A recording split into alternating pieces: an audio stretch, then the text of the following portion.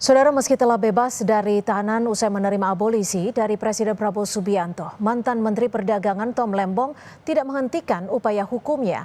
Hari ini melalui kuasa hukumnya, Tom Lembong melaporkan hakim yang mengadili perkara ke Badan Pengawasan Mahkamah Agung dan Komisi Yudisial.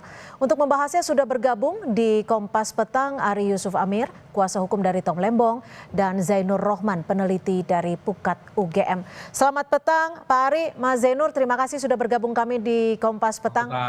Baik, saya langsung ke Pak Ari. Pak Ari, dari tujuan laporan ini apa? Dan laporan ini sudah masuk kemana saja? Ya, terima kasih.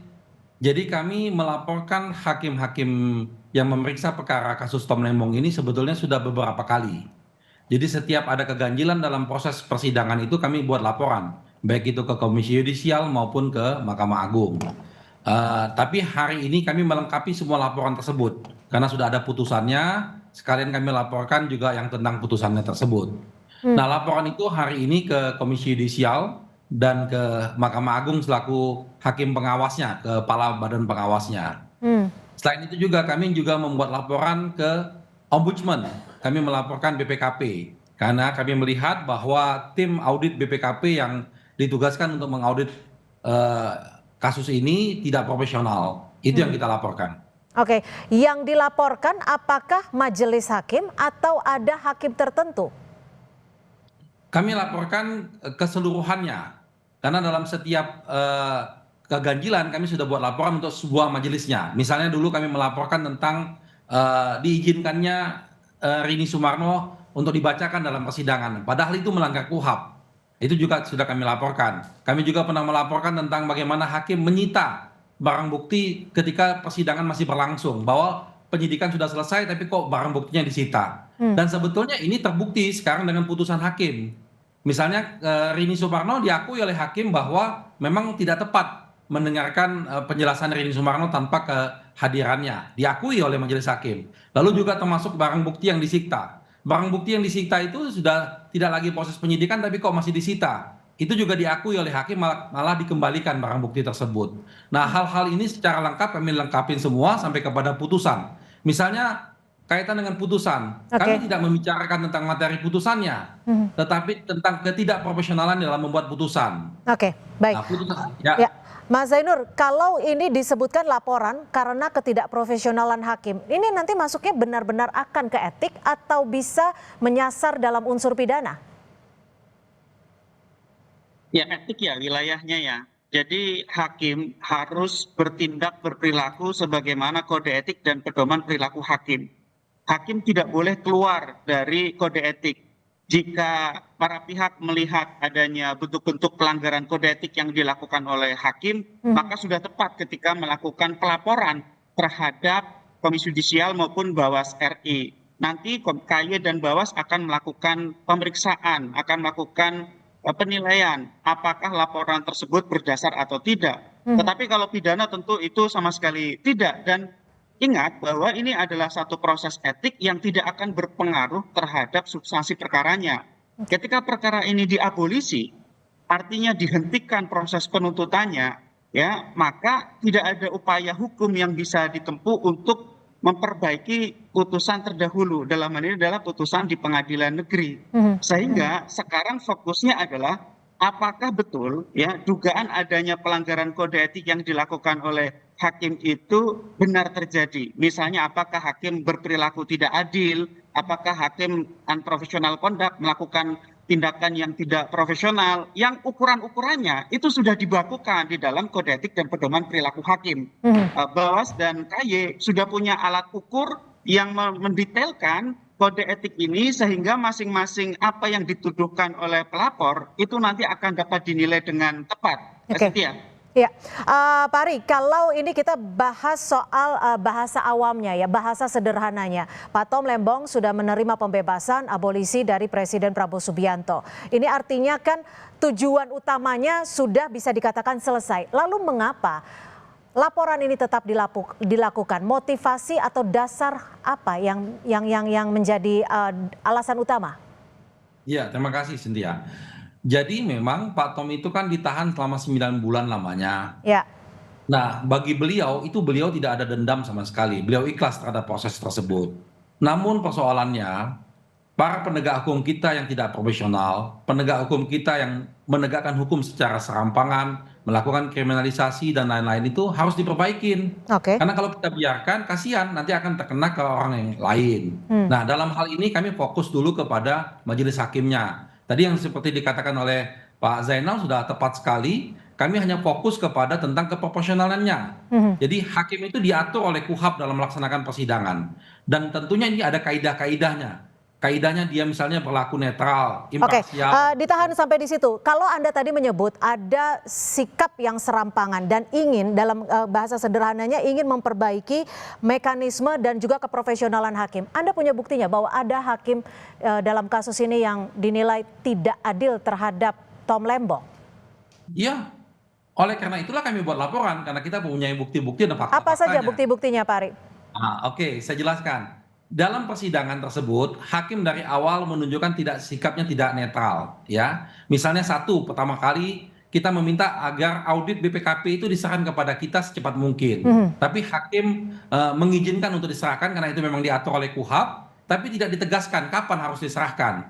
Karena audit BPKP-nya sampai kita sidang mau selesai baru diserahkan kepada kita. Satu itu. Lalu kedua, ketika Rini Sumarno tadi tidak hadir dalam persidangan itu kan nggak boleh dibacakan, kan harus diperiksa karena keterangan yang berlaku itu adalah keterangan di persidangan bukan yang dalam BAP, kecuali kalau ada dasar-dasar yang jelas yang kuat bahwa dia tidak bisa hadir. Ya. Ini kan tidak ada sama sekali, tapi diizinkan oleh hakim. Lalu ada salah satu hakim anggota setiap pemeriksaan menunjukkan sikapnya, namanya kalau nggak salah namanya Pak Alpis itu, menunjukkan sikapnya bahwa dia ingin menghukum si terdakwa. Itu kan tidak boleh. Sikap Dalam seperti KUHAP apa yang membuat misalnya dia Anda mengatakan menyimpulkan bahwa kalau hakim tersebut ingin menghukum terdakwa dalam hal ini ya, Tom Lembong? ya dia melihat menunjukkan misalnya ketika hakim saksi-saksi yang memberatkan dia cecer sampai mencari kesalahannya terdakwa, lalu menyimpulkan kesimpulan yang salah. Berapa kali itu dia melakukan itu? Oke. Sedangkan ya Mhm. satu hal lagi yang penting, ketika kita menghadirkan saksi yang meringankan, ahli-ahli dari kita satu kata pun nggak ditanyakan. Itu kan tidak menunjukkan netralitas. Baik. Sedangkan saksi yang memberatkan ditanya digali dalam sekali, tapi saksi yang meringankan didiamkan begitu saja tidak ditanyakan. Saya juga ingin mendengar sebenarnya dari Tom Lembong dan kuasa hukum, di sini ada Pak Yusuf Amir. Yang paling penting menurut saya adalah jaksa gitu ya, karena ini kan perkara bermula dari kejaksaan gitu ya. Hakim itu kan hanya menerima perkara dan kemudian mengadilinya gitu ya. Yang harus paling dipersoalkan dari ini adalah Kejaksaan Agung Republik Indonesia gitu ya. Perlu diproses secara etika ya, dilaporkan kepada Komisi Kejaksaan, yang meskipun kita tahu ya Komjak itu sangat terbatas kewenangannya, juga perlu di oversight oleh Komisi 3 DPR RI ya. Jadi menurut saya yang lebih penting adalah bagaimana pihak-pihak yang menjalankan kewenangan itu harus dapat dimintakan akuntabilitas. Tetapi sekali lagi untuk hakim itu harus menghindari dari membahas pokok perkara, karena itu hanya bisa diadili oleh putusan berikutnya, yaitu putusan pengadilan tinggi. Gitu Mbak Cynthia. Oke, tapi implikasinya jika tidak, ini kan kita sudah paham betul bahwa implikasinya tidak akan ke pokok perkara karena sudah diabolisi. Implikasinya akan kemana ini, Mas Zainur? Ya, implikasinya menurut saya adalah agar yang pertama memberi pelajaran bagi publik bahwa semua penggunaan kewenangan itu harus akuntabel sesuai dengan kode etik masing-masing ya. Kejaksaan punya kode etik, Mahkamah Agung dan Badan Peradilan di bawahnya punya kode etik, lembaga-lembaga lain yang terkait juga punya kode etik. Jadi ini lebih kepada bagaimana untuk menilai proses yang sudah dijalani, apakah prosesnya itu sesuai dengan kode etik atau tidak. Sekali lagi tidak menyentuh pokok perkaranya, karena kalau mengadili putusan hakim ya sama saja mengadili putusan kebijakan pemerintah yang dilakukan oleh Tom Lembong, itu sama-sama tidak bisa diadili oleh siapapun kecuali kalau hakim diadili oleh peradilan yang lebih tinggi, dalam tanda kutip dikoreksi gitu ya. Jadi yang diteliti adalah apakah semua penggunaan kewenangan itu sesuai dengan kode etik sehingga akuntabel atau tidak. Itu Mbak Cynthia. Oke, Pak Ari, berdasarkan saran dari Mas Zainur sendiri, apakah Anda juga akan melaporkan kejaksaan dalam hal ini? Betul.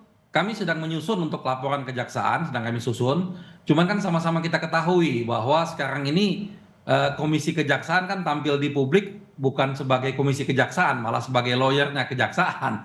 Jadi kami juga lagi bingung nih mau melaporkan kemana. Tapi tadi tepat sekali Mas Zainur, kita juga akan membuat laporan ke Komisi 3, ke DPR, dan itu sedang kami susun kaitan kejaksaannya. Karena tujuannya adalah bukan untuk balas dendam, tujuannya adalah untuk evaluasi, untuk pembenahan, untuk perbaikan, agar supaya ini jangan terulang lagi. Sikap-sikap yang tidak profesional, yang seakan-akan menjalankan pesanan itu jangan sampai terjadi lagi, karena ini bahaya sekali buat bangsa dan negara ini. Oke. Oleh karena itu munculnya kegaduhan-kegaduhan yang ada di masyarakat karena sikap-sikap tidak profesional tadi. Misalnya contoh ya, kita tidak masuk kepada materinya. Contoh yang sangat mudah dilihat, putusan hakim menyebutkan tentang adanya ekonomi kapitalis. Padahal selama pada persidangan tidak pernah dibahas itu ekonomi kapitalis. Tiba-tiba muncul kalimat itu. Nah ini kan harusnya KY atau Bawas bisa menanyakan, kenapa kamu bisa masukkan kalimat ini? Dari mana dasarnya? Nah sehingga ke depan hakim-hakim menangani perkara, apalagi perkara yang menarik perhatian seperti ini, dipilih hakim-hakim yang mempunyai kemampuan dan punya integritas. Karena kalau hakim-hakim sembarangan, konon kabarnya kami mendapat informasi nih, ini juga kami lagi cek kebenarannya, beberapa hakim itu tidak memiliki SK sebagai hakim tipikor. Dia baru memiliki SK sebagai hakim tipikor menjelang putusan. Hakim yang mana nih? Kalau benar itu seperti itu. Hakim yang mana tidak memiliki SK? Bagaimana? Hakim yang mana yang tidak memiliki SK? Yang memeriksa perkara ini, ya kami mendapat informasi dari dalam, ini kami lagi cek kebenarannya, SK itu baru diberikan menjelang putusan. Artinya ada apa ini? Kenapa harus dipaksakan seperti itu? Dan masih perlu ke fakta yang lebih dalam lagi. Terima kasih Pak Ari Yusuf Amir, kuasa hukum dari Tom Lembong, dan juga terima kasih Mas Zainur Rohman, peneliti Pukat UGM, sudah berbagi perspektif di Kompas Petang. Selamat sore.